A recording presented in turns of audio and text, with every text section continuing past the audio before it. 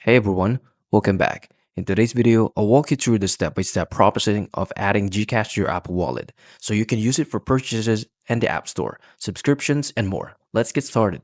Step 1 is to open Apple ID settings. Open the Settings app on your iPhone and tap Apple ID at the top of the screen.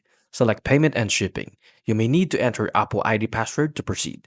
Step 2 is to add cash as a payment method. Tap on Add Payment Method, look for Gcash in the list of available options, and select it. Step 3 is to link your Gcash account. After selecting Gcash, you'll be redirected to the Gcash app. A notification will appear asking you to authorize the payment link.